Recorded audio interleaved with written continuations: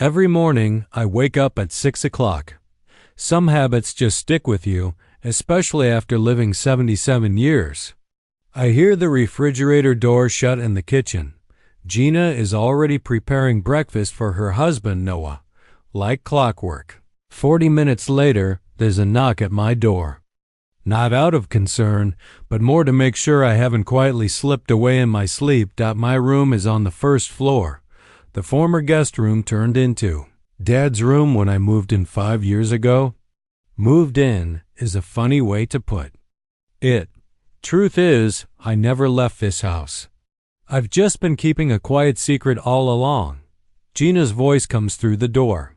Earl, you're not dead, right? Not yet, I reply, just like every morning. Breakfast is at 7 o'clock sharp. I dress slowly, my joints creaking. I always wear long sleeves. It's cold inside. Gina saves money on heating, even though Noah earns plenty as a financial analyst. They're obsessed with saving pennies. I glance in the mirror. A thin, weathered old man with graying hair and worn electrician's hands. I worked 45 years as an electrical engineer. Good, honest work. But there's a truth I've never told.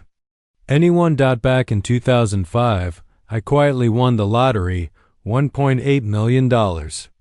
I told no one. My wife, Vivian, was ill at the time, and my kids, well, they always needed more. I didn't want that money to vanish into their requests, so I kept it secret. After Vivian passed, I bought this house in Slidell for $600,000, 3 stories, a quiet neighborhood. And I told the kids I found a good rental. Gina yells up the stairs, "You're late." Noah is already at the breakfast table with his clipboard. "Morning," I offer, sitting in my usual seat. Gina places a plain bowl of oatmeal in front of me. "For your health," she always says, "but we both know it's for savings. You didn't forget Weston and the kids are coming today, right?" She says, sipping coffee. "I hope you don't hide in your room all day like last time." I stir my oatmeal. "I'm not hiding." "Then why didn't you talk to him at Christmas?" I glance up. "When's the last time he called me without needing money?" Noah smirks, not looking up. Gina shoots him a glance. "He's busy. Dad, he runs a business and has kids. And yet he always finds time to call when he needs help buying another truck." I say, "You're being unfair." "We all care about you," Gina says. "Who took you in? Who cooks, cleans, drives you to the doctor?" "I live in my own house," I want to say. But I nod. Like always, Avery walks in, my 19-year-old granddaughter. She's the only one who talks to me just because. "Morning, Grandpa." She kisses my cheek. "Sleep well?" The usual, half the night chasing sheep, the other half counting my aching bones. She laughs. Gina rolls her eyes. "Grandpa, want to take a walk tomorrow?" Avery asks. "He can't. The plumber's coming." Gina cuts in. "You need to stay home." "I can do both," I say. "You should be home." "Just in case." I nod. It's always like this. Avery frowns at her mom but stays quiet. "See you tonight," she says, and the house feels colder once the door shuts behind her. Noah gets up. "Check the electric bill. It was high last month." He eyes me, not blaming anyone. "But your pension isn't elastic, right?" I nod, hiding the fact that I have over $1 million in the bank. No one knows. And if they did, well, they'd ask. Again and again. After they leave, Gina reminds me about rent. Every month, I transfer $2,000 into her account, which she believes goes to a landlord. But I am the landlord. I own this house. I return to my room. It's small, quiet, with a shelf of detective novels and an old radio. I restored myself. I look outside at spring in Slidell, the magnolias, the birds. Vivian loved this season. Sometimes I wonder what she'd think of my secret. Then a car pulls up, Weston's black SUV. Out step Weston, his wife Lauren, and their 2 teens. Gina rushes to greet them.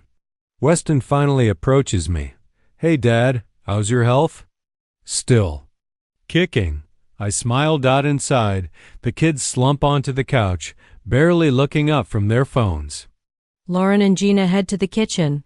Weston and I are left alone. How's business? I ask, though I already know. It's tough, he says. Then, lowering his voice, listen, I was wondering if you had some extra cash. If I can't upgrade the fleet, I might lose a big contract. And there it is, not even 5 minutes. I look at him, then glance at the family in the next room, their expectations, their entitlement, and wonder again, what would happen if they found out I'm not the helpless old man they think I am? I'm living on my pension, paying Gina's room and utilities. I know, he nods quickly. But maybe you have some savings, something set aside for a rainy day. I'll pay it back with interest once the contract starts making a profit. I look at my son who is 50 years old and I see the same boy who asked for money for a new bike because the old one wasn't cool enough. Same look, same intonation. No, Weston, I don't have any savings. His face darkens. I see. Well, I was just asking. The rest of the visit passes in a tense atmosphere. Weston barely speaks to me. The children ignore my existence altogether. After lunch, they quickly pack up and leave, citing some urgent business. As the door closes behind them, Gina turns to me. What did you say to him? I looked upset. The truth that I didn't have the money to sponsor his business. Gina shakes her head. Do you have to be so callous? He's your son. He's trying to keep the business afloat, and I'm trying to make it to the end of the month on my pension. I parry, which, by the way, I'm partially giving to you. Gina presses her lips into a thin line. You live in my house. You use my food and electricity. It would be weird if you didn't pay, wouldn't it? In your house, I think to myself how easily she has appropriated my property. How confidently she talks about how I should pay for the right to live in the house I bought with my own money. Of course, I say out loud, all is fair. In the evening, when the house is quiet, I sit in my room and listen to old jazz on the radio quietly so as not to disturb Gina and Noah. Over the wall, I can hear them discussing my stubbornness and ingratitude. How I don't help my own son, even, though I must have stashed something. I look at me reflection in the window pane, an old man with a bitter smile. 20 years I've kept a secret. 20 years I've lived a double life. Sometimes I ask myself, was it worth it? Would it have been better to tell the truth from the beginning? But then I remember the greedy gleam in Weston's eyes, Gina's cold calculation, and I realize, no, I did the right thing. The money wouldn't have made them better. It would have disappeared faster than I could blink. It's times like this that I especially miss Vivian. She was always my compass, my conscience. What would she say now? Would she support me or condemn? Me? Avery Getcham around 9. I hear her knocking quietly on my door. Grandpa, are you awake? Come on in, sweetheart, I answer. She slips into the room, tired after a long day, but still finds the strength to smile. How was your day? She asks, sitting down on the edge of my bed. Your uncle came by, I answer. He's for money for trucks. Avery rolls her eyes. The usual. He never just shows up, does he? I shrug. He's got his own problems. That's no excuse, tells you. She frowns. Mom's the same way. They both think you owe them something. Sometimes it amazes me how perceptive Avery is. She sees things in her 19th that adults in their 40s and 50s don't. Your mom takes care of me, I say, even though both know that's not entirely true. She cares. About the money you pay her. Avery shakes her head. I'm sorry. I don't mean to speak ill of Mom, but she could treat you better. I smile and take her hand. You remind me of your grandmother. She always told the truth, too, even when it was inconvenient. Avery smiles. I wish I could remember her. I was only 4 when she died. She would have been proud of you, I say. You're the only one in this family who isn't obsessed with money. Maybe because you've never had a lot of it. She laughs. It's hard to become obsessed with something you don't have. We talk some more about her studies, about her job at the coffee shop, about the book she's reading now. Then she yawns and gets up. It's time for me to go to bed. I have to get up early tomorrow. She leans over and kisses me on the cheek. Good night, Grandpa. Don't let them hurt you. When she leaves, I sit in the chair for a long time, staring into the darkness outside the window. It's times like this that I think maybe I should at least tell Avery the truth.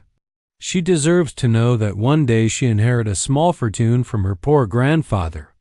But then she'd have to keep my secret from her own parents. And that's not fair to her.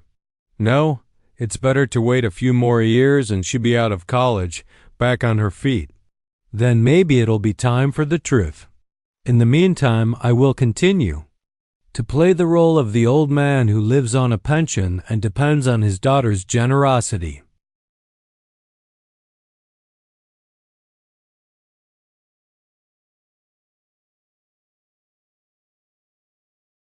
I'll pay rent on my own house and endure the leering looks when I turn on the lights during the day. It's a strange life full of lies and pretense, but it's me choice, my defense. And as long as I can sit in the silence of my room listening to jazz and remembering Vivian, I can live with it. Sunday morning greeted me with a headache. I woke up to the sound of a lawnmower outside my window. The neighbor across the street always misses his lawn at 8 a.m. sharp on Sundays, regardless of the season. I struggled to sit up on the bed, reaching for the pills I always keep on my nightstand. At my age, pills are becoming as much a part of life as coffee in the morning. Through the wall, I could hear Gina and Noah talking in the kitchen. Their voices sounded muffled, but I could distinguish the words bills and problems. They're talking about money again.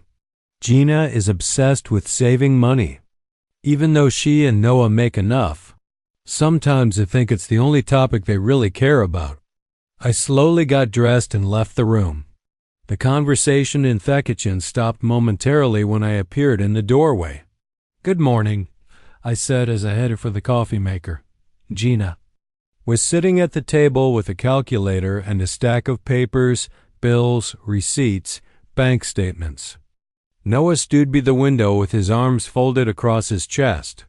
Earl, we were just talking about you, Noah said in his businesslike tone.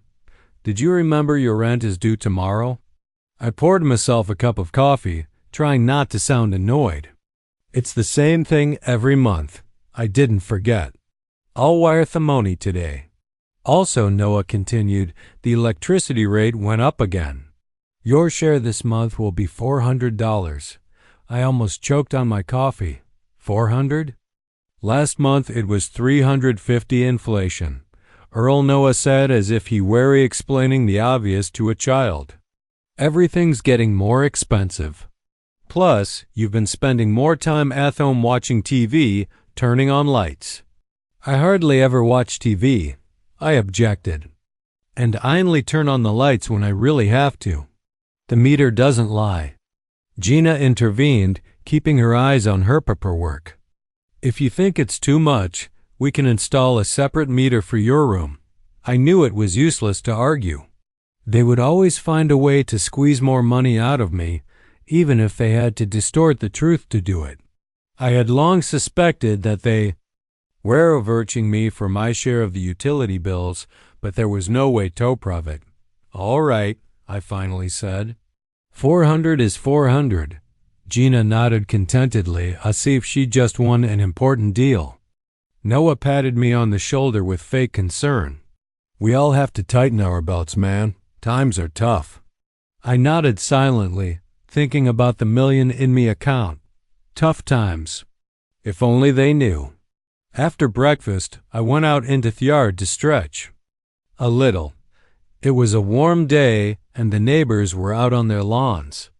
Some tending to their flowers, some washing their cars, the normal life of normal people. I wonder if they have such a complicated relationship with their kids too. Or was it just me who was so lucky? I walked slowly down the sidewalk, enjoying the sun on my face. The houses in our neighborhood are large, well-maintained, with perfect lawns and neatly trimmed bushes. Typical middle class striving to look richer than they really are. My house is one of the largest on the street, 3 stories high, with a spacious front porch and a backyard overlooking a small pond. It's a nice house. It's just too bad it doesn't have happiness in it. Mr. Cunningham, good morning.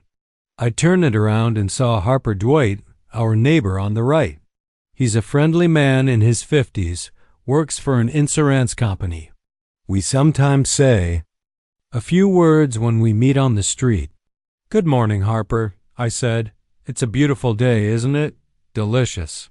He came closer, lowering his voice. Have you heard the news? The Browns are selling their house.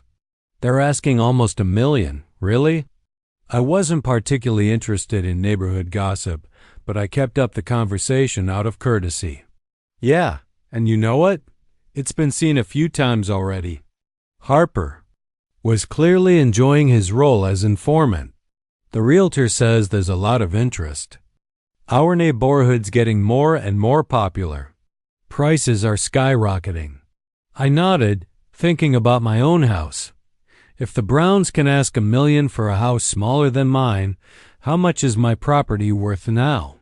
When I bought it 20 years ago, I paid $600,000. The real estate market in Slidell has gone up a lot since then. Have you thought of selling? Harper asked suddenly. It's such a big house for the 3 of you. It must be hard to keep it in order. I smiled. It's not, Min Harper. I'm just renting a room from my daughter. It was a standard lie I'd been repeating for years. Sometimes I started to believe it myself. Oh, yes, of course. Harper nodded. I'm sorry. I forgot. Well, tell your daughter that if she ever decides to sell, I know a great realtor. My brother-in-law, actually. He specializes in high-end real estate. I'll be sure to tell her. I lied and said goodbye to Harper, continuing my walk. The thought of selling my house had never seriously crossed my mind before. Why sell the place I'd lived in for so many years?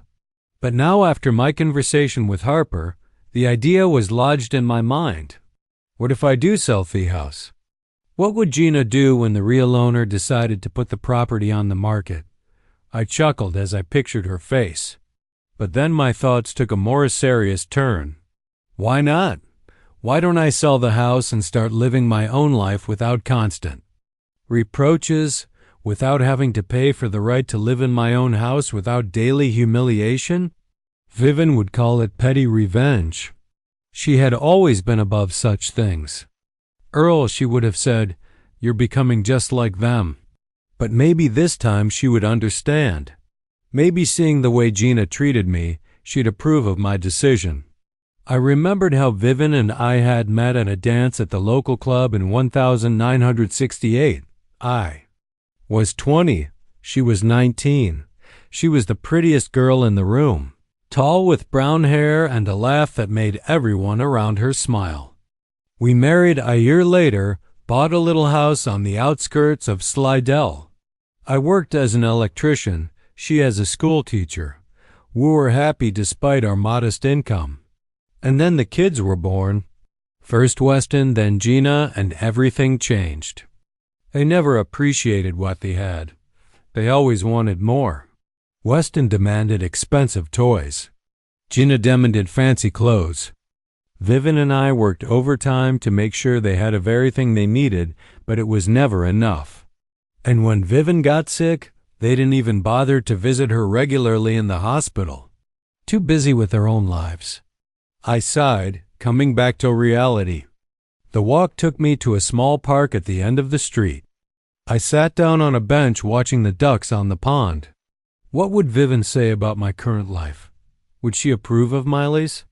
Probably not. Vivian always preferred straightforwardness. Tell them the truth, Earl, she would probably advise. Stop hiding. But it was too late for the truth. Too many years had passed. Too many lies had accumulated. If I confessed now, they would never forgive me for my deception. Not that I particularly valued their forgiveness, but the thought of more family. Discord was hard. When I got home for dinner, I found Gina in a foul mood. She was thrashing around the kitchen, slamming cabinet doors loudly. What's wrong? I asked her gently. The boiler broke, she said. Again, third time this year. This house just eats up me. I sat at the table watching her fumbling. Maybe I should call another handyman. The one who came last time didn't inspire confidence. Gina turned to me sharply. You're an expert on boiler snow. Her voice oozed sarcasm. Or maybe you've got spare money for a new handyman. I remained silent, knowing that any answer would only add fuel to the fire. Exactly, she continued. You sit here criticizing, and who's going to pay? Me and Noah, as always. Do you know how much it costs to run this house? Do you know how much we spend on repairs, insurance, taxes? Yes, I do, I wanted to say. I've been paying for it for 20 years. Instead, I just nodded. You understand it's expensive. You don't understand anything. Gina sat across from me, folding her arms across her chest. You live here. You have all the amenities, and all you have to do is pay your share on time. But even that's a problem. I always pay on time, I objected, feeling the anger boiling up inside me. Yes, but that's not good now. She raised her voice. Prices are going up, Earl. We can't subsidize your life anymore. Subsidize? Now it was my turn to raise my voice. You pay $2,000 for a room and $400 for utilities. That's more than my pension. Where do you think the rest of the money comes from? Gina was almost screaming. Does it fall out of the sky? No, it's me and Noah working our asses off to pay for this house. I took a deep breath, trying to calm down. This conversation was going nowhere but another fight. I can increase my share if I need to, I said finally. Or I could look for another place to live. Gina snorted. And where will you go? Who would rent to a 77-year-old man with a meager pension? You realize we didn't take you in because of the money, but because you're our father. That doesn't mean you can't sit on our necks. Taken in. Those words cut like a knife. Every time Gina said them, I felt like a stray dog that had been taken in out of pity. At that moment, Noah walked into the kitchen fresh from a run. He immediately sensed the tension. What's going on? The boiler's broken, Gina replied. And Earl thinks we should spend even more money on expensive handymen. I didn't say that, I countered. I was just making a suggestion. It doesn't matter what you suggested, Noah interrupted. The fact is it's getting more expensive to run this house and your contribution is the same. It's not fair to us. I just told Gina I'm willing to increase. My share, I replied, feeling like I was being backed into a corner. By how much? Noah asked businesslike. Another $500 a month would cover the increase in expenses. I swallowed. Another $500? That would be nearly impossible on my pension.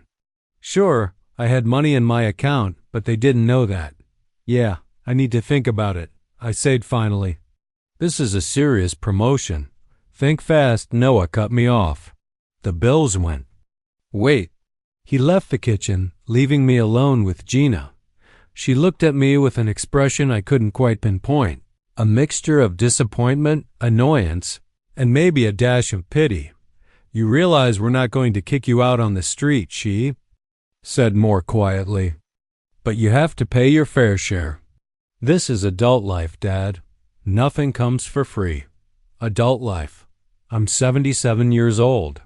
I've worked all my life, buried my wife, raised 2 kids, and she's telling me about adult life. I know, I replied, holding back my anger. I'll think about your offer. The next day, on my usual walk, I saw the realtor outside the Browns' house. A tall man in an expensive suit was putting up a for sale sign on the lawn. Without knowing why, I approached him. "Hello," I said. "Are you selling the Browns' house?" The man turned around and gave me a professional smile. "That's right, Raymond Prescott, Slidell Luxury Real Estate." He handed me a business card. "Are you interested in buying?" I grinned. "No, just curious. I live in the neighborhood." I pointed Tummy House over there. Raymond whistled. "That's a great house. One of the best in the neighborhood. If you ever want to sell, be sure to come to me. With a property like that, you can get a great price in the current climate." "Really?" I acted surprised. "How much do you think it could be worth?" Raymond squinted his eyes, assessing the house from afar. "It's hard to say for sure without an inspection. But given the location, the size, and the current market, I'd say at least $850,000, maybe even $900 if everything inside is in good condition." I whistled. Figning shock. "Wow, is this a good time to sell?" "The best time in years," Raymond said confidently. "Demand is huge. Offers are low. Homes in this neighborhood are going in a matter of days, often above asking price. If you have any interest—" No, I replied hastily. "The house isn't mine. I just live there with my daughter. She's the owner." "I see," Raymond nodded. "Well, if your daughter ever thinks about selling, here's my card. I can arrange a free appraisal." I took the card and put it in my pocket, thanking him. The rest of the day, I thought about the conversation with their realtor.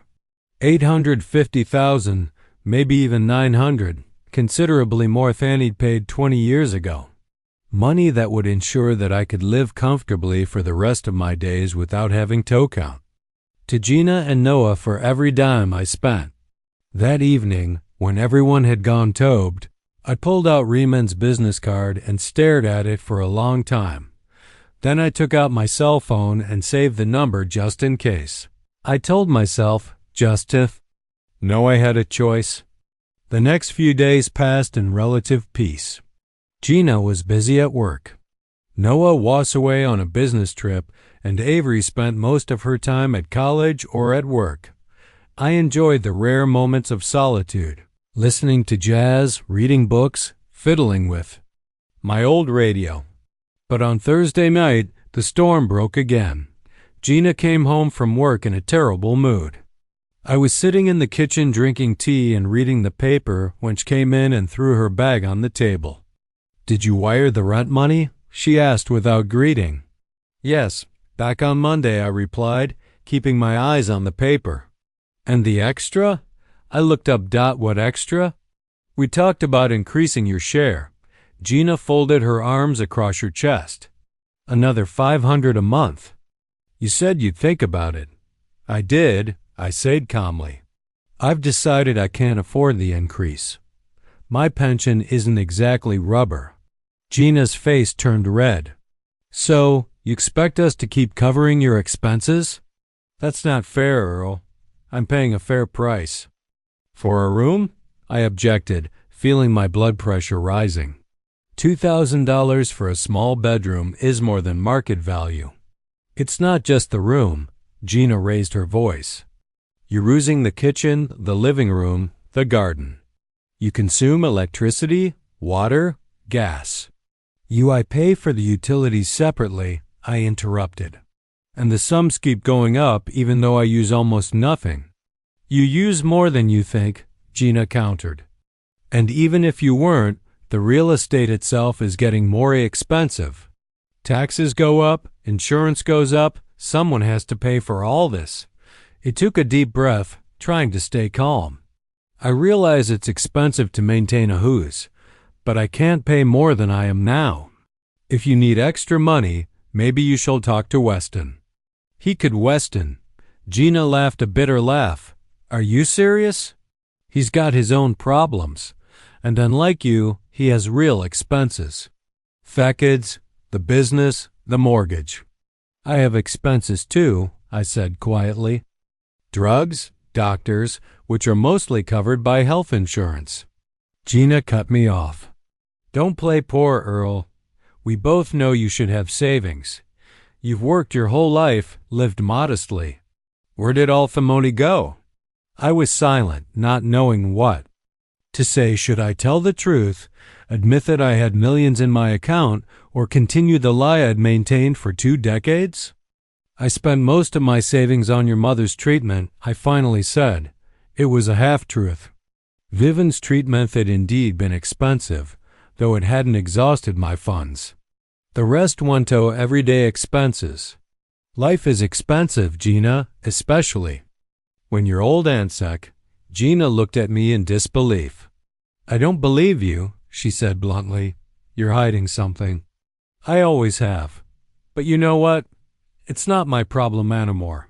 She came closer, hovering over me. I'll tell you what, Dad. Either you increase your share by $500 a month, or you look for another place to live. I'm no longer going to subsidize your life at the expense of my family's well-being. I looked at her, my youngest daughter, the one I once carried in my arms, the one I read bedtime stories to, the one I bought ice cream for at the park on Sundays. Now she stood before me like a stranger, cold and calculating. Are you kicking me out? I asked quietly. I'm setting fair terms, she replied. This is business, Earl. It's nothing personal. Nothing personal. My own daughter tells me that evicting her own father is nothing personal. I did it, I said, getting up from the table. Give me a week to decide. There's nothing to decide, Gina cut me off. Pay the rent or get out. Her words hung in the air, razor sharp. I walked silently out of the kitchen and into my room. When I closed the door behind me, I took Raymond Prescott's business card out of my pocket and stared at it for a long time. Then I took out my cell phone and dialed. The number, Mr. Prescott, this is Earl Cunningham. We spoke the other day outside the Brown house. Yes, that's right. I'd like to talk to you about the possibility of selling my house. I didn't wait the week I'd allotted myself. The very next morning after the fight with Gina, I started packing. There wasn't much. Clothes, a few books, an old radio, pictures of Vivian, personal papers. My whole life fit in Tawo suitcases in a cardboard box. A sad summation of 77 years on this earth. Gina was at work as I finished packing. Avery came into my room, saw the suitcases, and froze in the doorway. Grandpa, what's going on? Her voice shook. I looked at my granddaughter, the only person in this house who truly cared about me. I'm moving out, honey, I replied, trying to sound calm. Your mom gave me an ultimatum yesterday. Either the first increase the rent or I leave. I can't afford to pay more, so the choice is obvious. Avery came over and sat on the bed next to me. This isn't right, she said quietly. She can't do this to you. You're her father. I took her hand. In some families, it didn't matter, sweetheart. Money was more important than blood ties. Where? Are you going to go? There were tears in her eyes. I found a small apartment downtown, I answered. It's modest, but it's enough for me alone. Don't worry, I won't stay on the street. In fact, I'd taken care of the apartment in advance. I'd called the real estate agency a week ago, as if anticipating the end of my conflict with Gina. The apartment was small in an old house near the center of Slidell, but clean and fully furnished. The rent was $1,200 a month, considerably less than I was paying Gina for a room in my own house. I'll come visit you, Avery promised, hugging me tightly. I'll be waiting, I smiled. Don't tell your mother I gave you the address. Let her think I disappeared from her life like she wanted me to. Avery nodded, though I could see she was having a hard time being between us. 19 was too young an age to be torn between love for her grandfather and loyalty to her mother. The cab arrived at noon. I took one last look around the room I'd lived in for the past 5 years, pretending to be a poor old man dependent on my daughter's favor. The irony of the situation didn't escape me. I was leaving my own home, kicked out by a woman who didn't even realize she was living under my roof. Avery helped me carry my things to my car and gave me a big hug. "Goodbye. I'll call you tomorrow," she said. "I'll be waiting," I replied and got into the cab. As we drove away, I looked back at the house. A big, beautiful house bought with money that had fallen on me like manna from heaven 20 years ago. A house that would soon no longer be mine. The apartment was exactly what I expected, typical housing for a single retiree on a tight budget. A small bedroom, a tiny living room combined with a kitchen, a bathroom where you can barely turn around. Everything is old but clean and functional. I laid out my things, put Vivian's picture on the bedside table, and sat down in the worn armchair by the window. A strange feeling swept over me, a mixture of sadness, relief, and determination. I was saddened by the way things had turned out with my daughter, but at the same time glad that I no longer had to pretend and endure daily humiliation. Also, I was determined to follow through with the plan that had matured in my head. The next day, I met Raymond Prescott at a cafe near my new apartment. He was surprised when I called him. Even more surprised when I told him the house belonged to me, not my daughter. But his professional compasses quickly returned to him. "Mr. Cunningham," he extended his hand to me. "I'm glad you decided to use my services. I must say your house is a real gem in Slidell real estate market." I nodded, sipping my coffee. "I want to sell it quickly and quietly," I said. "There's one delicate detail. My daughter and her family who live in the house don't know I own it." Raymond raised his eyebrows but didn't ask any questions. "I understand family circumstances can be difficult, but that's not a problem. We can handle all transactions confidentially. However, the buyers will need to see the house." "I know," I interrupted. "You can tell your daughter that the current owner has decided to sell the house, and that she will have a standard eviction period after the deal is finalized. She doesn't need to know that the owner is me." Raymond tapped his fingers on the table thoughtfully. "It's possible. We could do the sale through a trust or a limited liability company to hide your name, but let me ask you, are you sure you want to go that route? Family secrets tend to come out at the worst possible time." Ickled. This particular secret had been kept for 20 years. "A couple more months won't make a difference. Whatever you say." Raymond nodded. "Now about the price.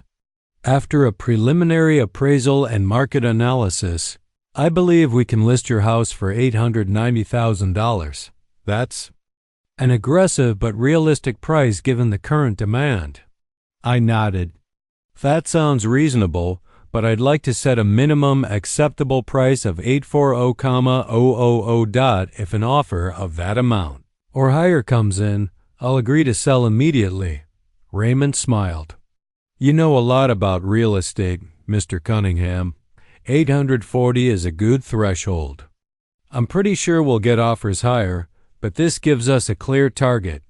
We discussed the details. Agency commission, showing schedule, marketing strategy. Raymond was professional in his work, explained everything clearly and without too much water. By the end of the meeting, I had the impression that I was in good hands. "I'll have the documents ready by the end of the week," Raymond said, saying goodbye. "In the meantime, I'll take pictures and a virtual tour. When would it be convenient to show me the inside of the house?" "My daughter works weekdays from 9 o'clock to 5 o'clock, I said. "That would be the best time. I'll give you the key." Raymond nodded and we parted. I went back to my small apartment feeling strangely relieved. The wheel had turned. Soon, my plan of revenge would become a reality. In the evening, Gina called. I didn't answer right away, staring at the blinking phone screen. Part of me wanted to ignore her calls for the rest of my life, but I knew that would only delay the inevitable. Besides, I was curious what she would say. "Hello," I finally answered. "Earl, where are you?" Her voice sounded annoyed, but I could detect a note of concern. "Someplace safe," I answered evasively. "You moved out without even saying goodbye." "Did you? I come home and you're gone. Your stuff's gone." "Avery said you took a cab and left." "What did you expect, Gina?" "You literally kicked me out of the house." "I did not kick you out." "I didn't kick you out. It just said you should pay your fair share, which I couldn't afford," I reminded her, "which is tantamount to eviction." There was silence on the line. Then Gina sighed. "Look, maybe I was too harsh. We can talk about this. You shouldn't be living alone. At your age. It's dangerous, Dot. I thought that's where the dog is." Gina wasn't worried about me. She was worried about money. Without my rent, the family budget would be drastically reduced. "I'm doing just fine on my own," I replied. "I found a small apartment that I can afford. Nothing to worry about." "But your stuff," she began. "I took everything I need," I interrupted. "The rest you can throw away or keep whatever you want." "Earl, you're Bein gun reasonable," she said, a familiar note of superiority in her voice. "You're 77 years old. You can't just go off and live alone." "Obviously, I can," I replied, "and I'm doing it." "Don't worry, Gina. I won't be a burden to you and Noah. That's not the point," she exclaimed. "We're a family. We have to stick together." "Family?" How conveniently she remembered that when she realized she was losing her source of income. "I'm sorry, Gina, but you shattered that illusion yourself when you gave me the ultimatum," I said calmly. "I respect your decision, and I've made mine. I think it's best for all of us." She tried to convince me to come back for a while longer, but I remained adamant. Finally, she gave up. "All right, do whatever you want, but when you find it hard to, live alone, don't come crying to me." "Don't worry, I won't," I replied and hung up. I spent the next few days settling into my new apartment. I bought groceries, found the nearest pharmacy, studied the bus schedule. Life began to take a new direction. Without the daily fights with Gina, without having to account for every dollar spent, without the constant feeling that you are a burden to your own children, I breathed easier.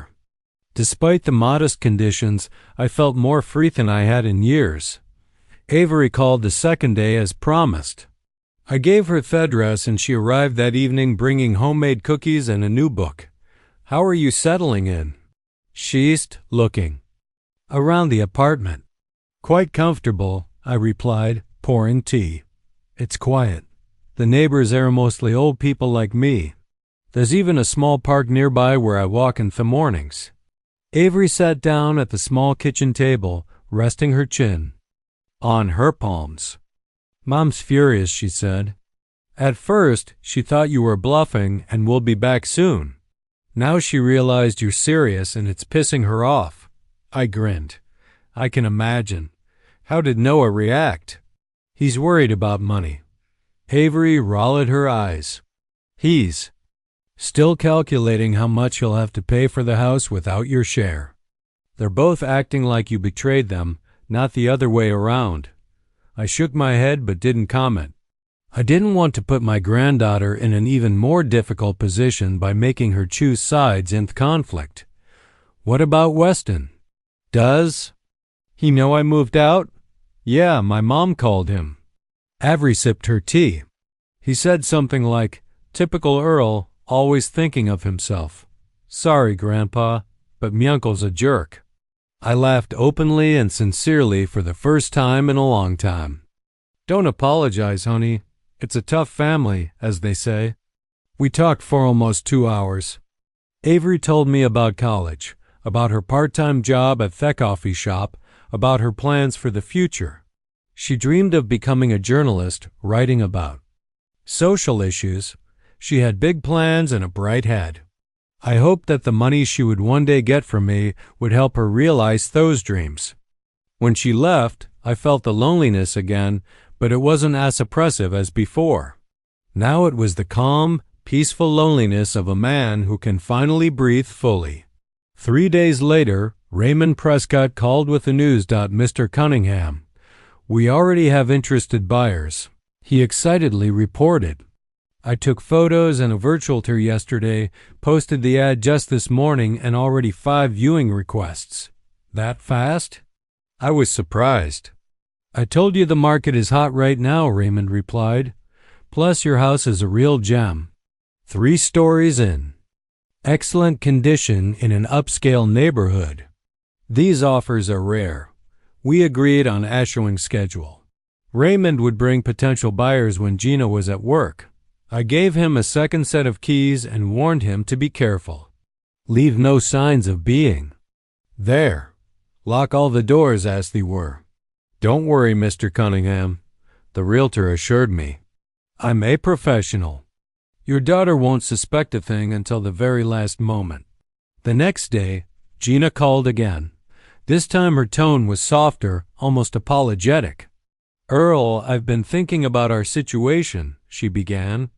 Maybe we can find a compromise. You could. Pay a little more. Not the full $500, but say $250. That's an interesting suggestion, I replied neutrally. What's changed? Nothing has changed, she said quickly. It's just you're my father. I don't want you living alone in some cheap apartment. It's not safe. I suppressed a cuckle. Gina had never been good at lying. It was obvious that without my rent, their budget was cracking at the seams. Thanks for your concern, I said, but I'm already settled in. I signed a 6-month lease, put down a deposit. Plus, it's quiet. No one telling me how much electricity I can use or when to turn on the heat. Earl, be reasonable, she said, a hint of irritation in her voice. You can't live alone. What if you fall or you get sick at night? I have a phone for emergencies, I replied. And am not as infirm as you must think I am. I can handle it, she sighed. To be continued.